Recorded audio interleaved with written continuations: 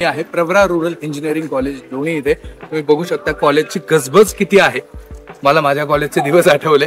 So आज आपण या कॅम्पसची माहिती घेणार आहोत आणि इथल्या सगळ्या एक्सपर्ट्सना सुद्धा भेटणार आहोत. चला तर मग.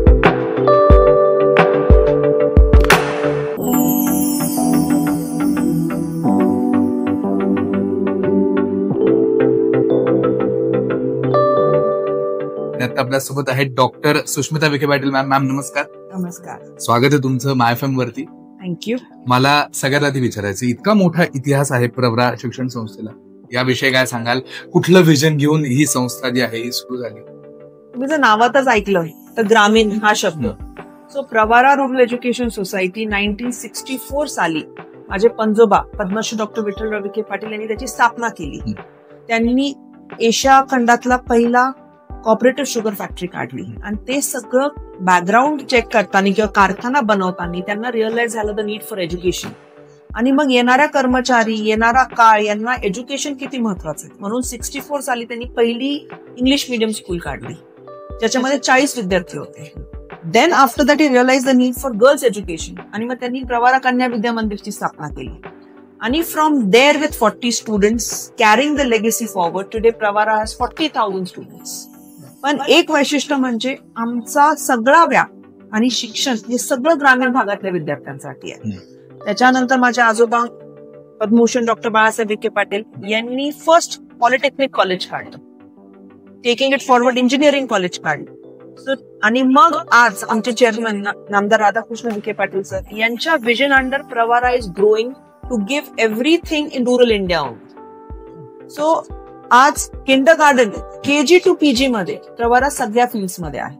You can go into engineering, you want to do medical, you want to do Ayurvedic, you want to become aeronautics engineer, everywhere we are there. सगळ्या फील्ड्स ज्या आहेत सगळ्या फील्ड्स मध्ये. आणि ग्रामीण भागातल्या विद्यार्थ्यांना आपण कसं अजून पुढे नेऊ शकतो, because I strongly feel it is rural India is going to be the future of India. आणि जेव्हा एवढा सगळा मोठा व्याप तुम्ही सांभाळ, आपलं जे निर्णयाचं धोरण असतं ते कशा पद्धतीने ठरवलं? Most important, from generation to generation things have changed. What use to happen earlier, what happens now. आता जर तुम्ही बघताय तर आता it is, I always say, team work makes dream work. त्यामुळे तुम्हाला मुलांची गरज समजूनच प्रगती करता येईल, because you can't give something that is not needed. So स्टाफशी मीटिंग नंतर मुलांशी संपर्क, मुलांची रिक्वायरमेंट काय आहे, त्यांना काय पाहिजे, पालकांना काय पाहिजे, आणि याच्याच बरोबर काम करताना तुमच्या टीमला मध्ये घेऊन टुगेदर आमचे डिसिजन्स होतात आणि मग आम्ही ते मॅनेजमेंट मीटिंग समोर पुटअप करतो. And that's how it goes forward. आणि जसं आपण बघतो की प्रत्येक कॉलेजचा काही ना काहीतरी USP असतो जो त्या कॉलेजसाठी एक मोठा फॅक्टर ठरतो. आपल्या या संस्थेचा, या शाळेचा, कॉलेजेसचा एक्स फॅक्टर हा आधीपासून काय आला? प्रवरे प्रति असणारं लोकांचं प्रेम, कर्मचाऱ्यांचं. कारण प्रवरा एक फॅमिली आहे, तो कर्मचारी नाहीये. आणि ही आमची स्ट्रेंथ आहे. आज आम्ही एकमेकांसोबत उभे असतो, काही निर्णय घ्यायला, कार्यक्रम असले, काही जरी असलं. The biggest USP is once you take the ownership of being a family, smoothly things होतात. आणि जसं आपण बघतो की आज एवढा मोठा व्याप आहे, स्टुडंट्स आहेत, टीचर्स आहेत, बऱ्याचदा कम्युनिकेशन जे असतं शिक्षक आणि विद्यार्थ्यांमध्ये, त्याच्यातला ताळमेळ बघितला जातो. किंवा विद्यार्थ्यांच्या जर डायरेक्टली काही कंप्लेंट्स असतील तर त्या तुमच्यापर्यंत येतात, की ते जे एक मॅनेजरियल लेवलला किंवा ते जे प्रॉब्लेम सॉल्व्हिंगचं पद्धत असते ती आपल्या इकडे कशा पद्धतीने बघितली जाते? See, first point of reference obviously if your in hostel तुमच्या वॉर्डन पर्यंत जातं किंवा तुमच्या प्रिन्सिपल पर्यंत जातं, and that's how. But in our case of working today, every day I make sure I interact with 200 to 300 kids. So directly मी संध्याकाळी जसं ते हॉस्टेलला असतात, I visit the mess directly, किंवा मी त्यांच्याबरोबर जेवायला एक मील तर मेस मध्ये करते. So directly first hand feedback मिळाल्यामुळं it becomes much easier to really understand आणि सोल्युशन्स मिळतात. आज मुलं, every college student has my email ID. So they directly write to me if there's a major issue and I make sure it is sorted in 2 days or it takes a week's time. So there is a open-ended communication directly from their side and my side as well. So management top level पर्यंत पण available आहे विद्यार्थ्यांसाठी, कारण today kids need that balance. आणि आमचे सगळे principles आहेतच, campus मध्ये राहणारे सगळे प्रिन्सिपल्स आहेत. So 24/7 we are there available for our students. आता आपण बघतो की आजचा जो काळ आहे तो डिजिटलायझेशनचा काळ आहे, ज्यात AI आलेला आहे. जेव्हापासून संस्था सुरू झाली आतापर्यंत काय काय अपग्रेडेशन झाले आणि इथून पुढे अपग्रेडेशनला घेऊन काय काय प्लॅनिंग आपलं आहे? यू राईटली सेड, ग्रामीण भाग होता, त्याच्यानंतर आपण जर बघितलं एज्युकेशन बदलत गेलं. कोविडमध्ये आमची एकमेव ग्रामीण शिक्षण संस्था होती ज्याच्यात आम्ही ऑनलाईन क्लासेस चालू केले. Every teacher went from notes to power point presentation to classroom learning. आणि मग त्याच्यानंतर जर बघितलं तर wifi became a very common thing. All my campuses are wifi upgraded, all my classrooms are smart classrooms. माझ्या ग्रामीण भागातले सुद्धा मुलं जे आहेत, 32 रुरल स्कूल्स आहेत, सगळ्या याच्यात आम्ही स्मार्ट बोर्ड दिलेली आहे. सो टेक्नॉलॉजी इंटरव्हेन्शन आहे. शिक्षकांना आम्ही ट्रेनिंग देतोय अपग्रेड करण्यासाठी, because obviously when they join there was nothing like online power point and all. आता कुठं ना कुठं कधी कंपल्शन करायची वेळ आलेली आहे, because they have to learn to understand what new technology is demanding. So ह्या पद्धतीने विद्यार्थ्यांसाठी सुद्धा आम्ही AI टूल्स असू दे, वर्कशॉप्स असू दे, ट्रेनिंग असू दे, सेमिनार्स असू दे. So we are also evolving with that. So we are making sure that आपले विद्यार्थी ग्रामीण भागातले तरी असले मागे राहायला नको. काळानुसार त्यांनी सुद्धा 100%. आणि ग्रामीण भागातल्या विद्यार्थ्यांसोबतच जे बाहेरच्या शहरातून विद्यार्थी आपल्या इथे शिकायला येतात त्यांच्यासाठी आपण कशा पद्धतीने फॅसिलिटीज इथे प्रोव्हाइड करतो? See, if you see, Pravara is known for its food as well. जो विद्यार्थी इथं शिकतो, मी माझंच उदाहरण देते, माझा मुलगा स्वतः रोज मेसमध्ये जेवतो, त्यामुळे ती क्वालिटी तिथेच चेक होते. मी रोज एका मेसमध्ये जेवतो, सगळं सरप्राईज व्हिजिट्स असतात. बाहेरच्या मुलांना आई वडिलांनाच काय पाहिजे, एक फॅसिलिटी कमी असली तरी चालतं, जेवण should not be compromised. So first तिथून सुरुवात होते. आमचे हॉस्टेल्स असू दे, बाकी इतर फॅसिलिटी असू दे, ऑल आर अपग्रेडेड. आज प्रवरेला 5 ऑलिम्पिक्स आहे स्विमिंग पूल्स आहेत. सो स्विमिंग असू दे, तुमचं बॅडमिंटन कोर्ट्स असू दे, जिम्नेजियम असू दे, ओपन जिम्स असू दे, रनिंग ट्रॅक्स असू दे, इथे कुठेही कॉम्प्रोमाइज केलं जात. So sports is equally important. So overall डेव्हलपमेंटमध्ये बाहेरचे विद्यार्थी जे शहरात मिळत नाही, they are चुझिंग this as well.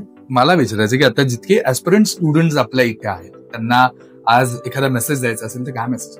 I personally feel students should see life other than what social media is showing them. Reality खूप वेगळी असते आणि today the students should be updated with what is their future going to, what do they really need. आणि त्या नीडचा analysis जर केला तर we will definitely incorporate करू ते and take it in our syllabus as well. There are no shortcuts to success. Is what is my message to this generation.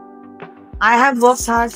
Everyone needs to work hard. And example तेच आहे, तुमच्या आईवडिलांची कष्ट आहे.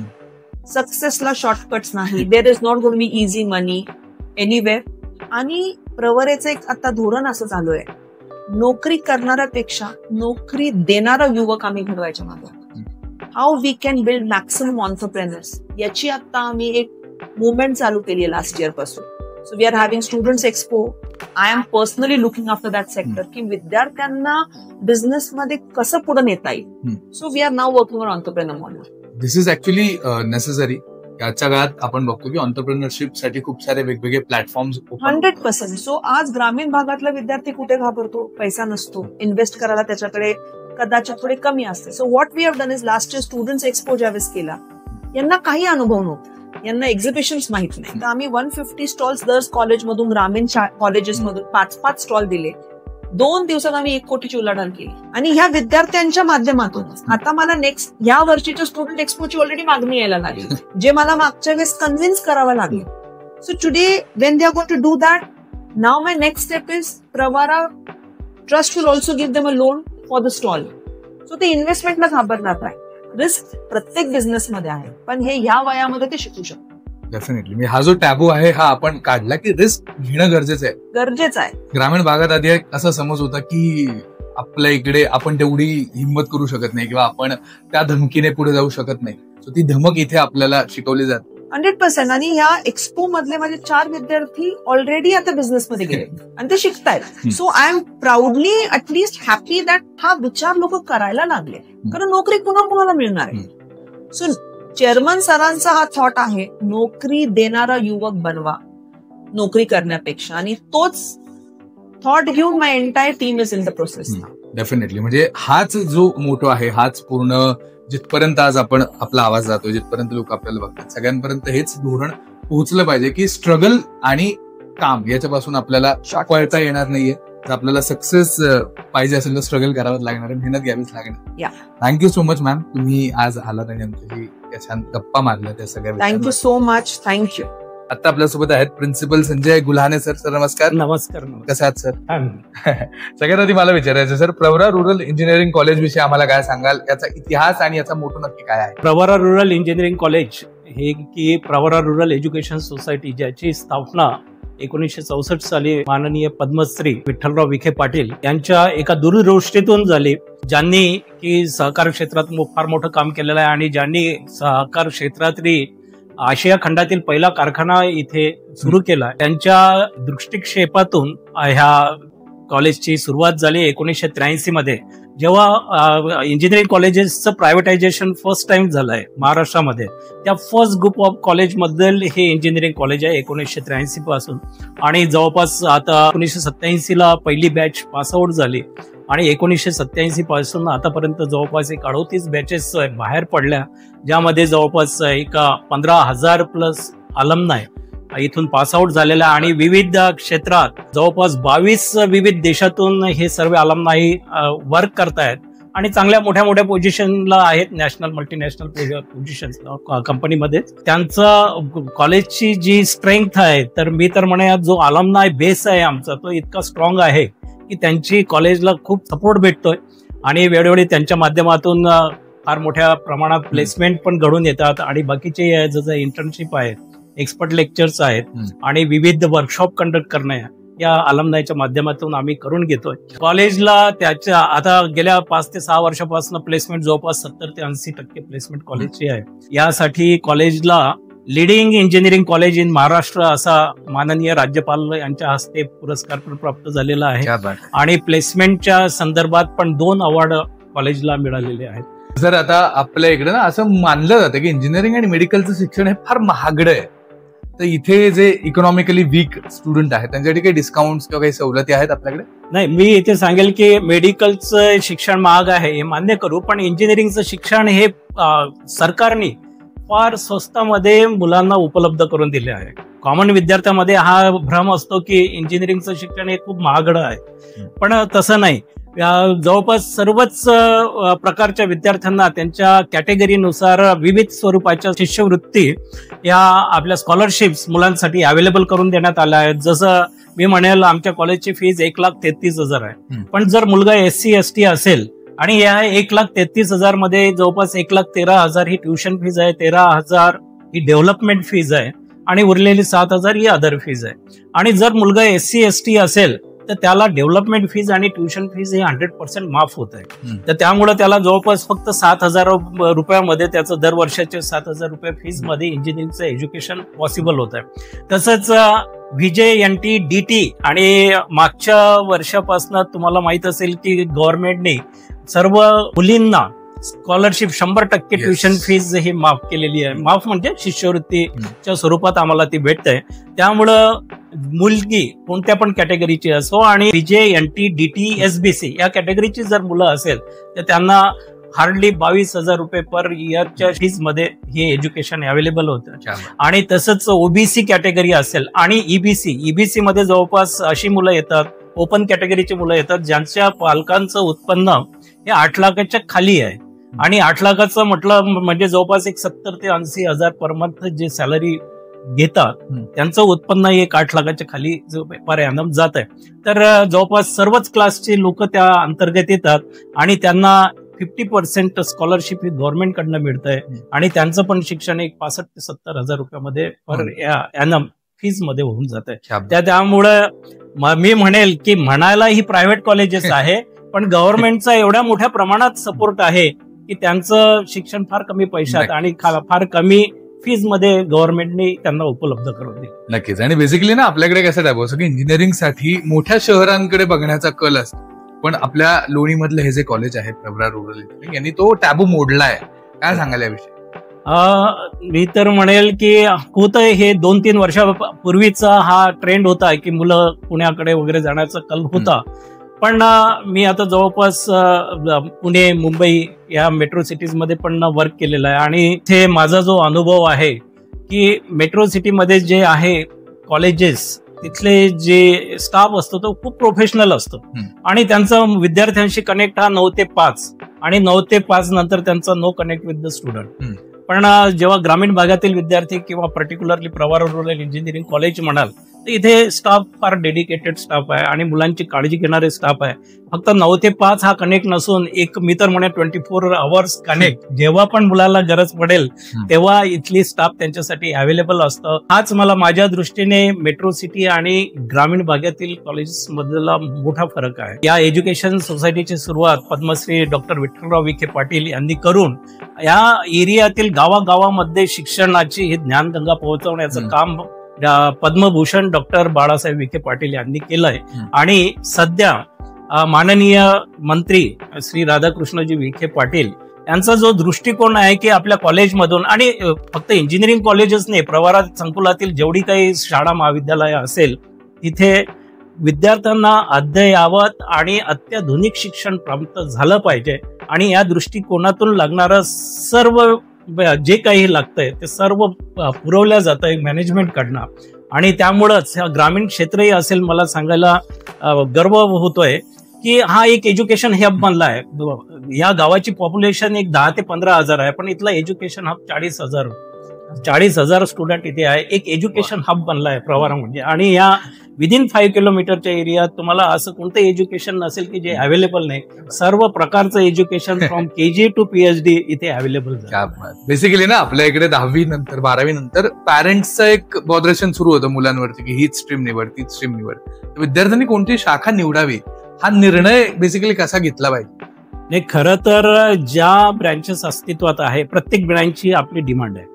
Okay, त्यामुळेच त्यांचं अस्तित्व आहे. पण कधीतरी हा असं इनबॅलन्स होत जात आहे. कधीतरी आहे इंजिनिअरिंग मध्ये हे चक्र चालू असतं की कधी एखाद्या ब्रँचची डिमांड जास्त असते, नंतर काही दिवस ती चालते आणि नंतर दुसऱ्या ब्रँचची डिमांड सुरू होते. आणि सध्याचा ट्रेंड पाहिला तर कम्प्युटर, IT आणि याच्या रिलेटेड ब्रँचेस आहे. त्याचा ट्रेंड फॉर कोणत्याही मुलाला विचारला तुला कोणती ब्रँच पाहिजे तर तो कम्प्युटर किंवा अलाइड ब्रँचेस सांगतो.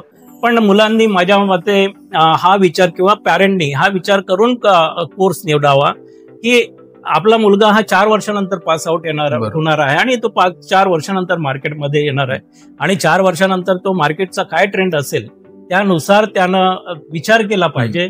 आणि माझं तर म्हणणं राहील आता म्हणजे आम्ही जो ट्रेंड बघतोय गेल्या 2-4 वर्षात कम्प्युटरचा चांगला ट्रेंड होता, पण जर तसं बघितलं तर आता प्लेसमेंट वाईज बघितलं तर बाकीच्या ज्या कोअर ब्रँचेस आहेत त्याची प्लेसमेंट फार मोठ्या प्रमाणावर वाढलेली आहे. तर त्यामुळं विद्यार्थ्यांना माझं हेच अपील असेल की आजचा जो ट्रेंड आहे तो कन्सिडर न करता 4 वर्षानंतर काय ट्रेंड असेल त्याचा विचार करून ब्रँच निवडावी. आणि दुसरं, कोणत्या ब्रँचमध्ये आपण शिक्षण घेतोय हे महत्वाचं नाही किंवा कुठून आपण शिक्षण घेतो हे महत्वाचं नाही, शिक्षण कसं करतो आपण त्या ब्रँच मध्ये कसं करतो दॅट इज इम्पॉर्टंट. प्रत्येक ब्रँच मधले जे टॉप आहे 25-30% आपले एफर्ट्स किती आहेत ते जास्त इम्पॉर्टंट असतात. जसं तुम्ही प्लेसमेंटचा उल्लेख केला, आपल्या इथे प्लेसमेंटसाठी काय काय फॅसिलिटीज आहेत, कशा पद्धतीने प्लेसमेंट केलं जातं?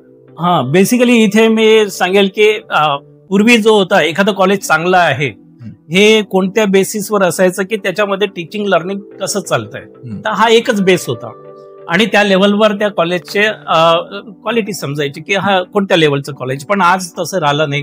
कॉलेजच्या पण लेवल राहिल्या. सर्वात पहिलं तर तुम्हाला टीचिंग लर्निंग व्यवस्थित द्यावं लागतंय आणि सेकंड जो आहे लेवल ती प्लेसमेंट. तुमचं प्लेसमेंट खूप चांगलं असावं लागतं आणि त्याच्यासाठी पण आम्हाला बरेच एफर्ट्स घ्यावं लागते. आणि पर्टिक्युलरली ग्रामीण भागातील मुलं असल्यामुळं आमच्या इथे फार चांगल्या तऱ्हेनं त्याचं सिस्टमॅटिकली एफर्ट्स घेतल्या जाते जेणेकरून 4 वर्षामध्ये त्या मुलाला प्रॉपरली डेव्हलप करून तो प्लेसमेंट योग्य असावा.